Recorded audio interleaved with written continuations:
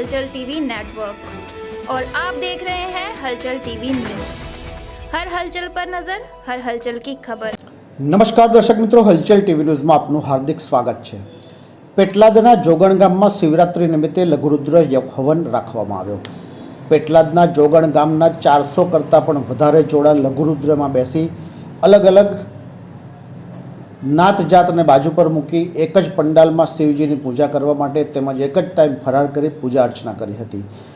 જોગણ ગામના મનુભાઈ વાસણવાડા, રામેશ્વરી મંડપ શાહપુર તેમજ સમગ્ર જોગણ ગામ 7 સહકારી લઘુરુદ્રને સફળ બનાવ્યો હતો।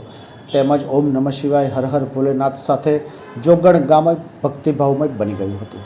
આ પ્રસંગને દીપાવવા માટે પેટલાદના ધારાસભ્ય કમલેશભાઈ પટેલ, આણંદ જિલ્લાના જિલ્લા શિક્ષણ અધિકારી અને આગેવાનો લઘુરુદ્રમાં હાજર રહી શોભા વધારી હતી।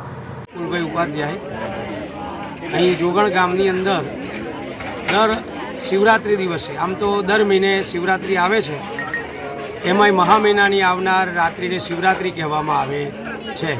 આ શિવરાત્રિના નિમિત્તે સમસ્ત જોગણ ગ્રામ દ્વારા, આજુબાજુ રહીશો દ્વારા, ભક્તો દ્વારા અહીં ભગવાન જોગેશ્વર દાદાની ધામધૂમથી શિવ પૂજન કરવામાં આવે છે।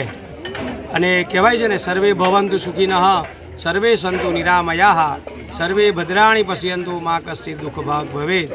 બધા સુખી થાય, બધા નિરોગી રહે, વિશ્વનું કલ્યાણ થાય હેતુસર બધા જ ભેગા થઈને આ જોગેશ્વર મહાદેવના મંદિરે બધા જ ભક્તોના સહકારથી અહીં આગળ ભગવાન શિવ ઉપર દૂધની અભિષેક કરવામાં આવે છે, દહીંથી અભિષેક કરવામાં આવે છે, જુદા જુદા ઉપચારથી ભગવાનની પૂજા કરવામાં આવે છે।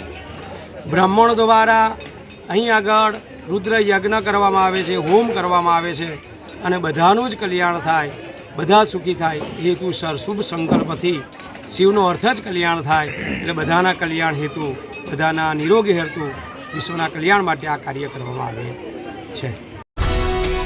ये है हलचल टीवी नेटवर्क और आप देख रहे हैं हलचल टीवी न्यूज़। हर हलचल पर नजर, हर हलचल की खबर।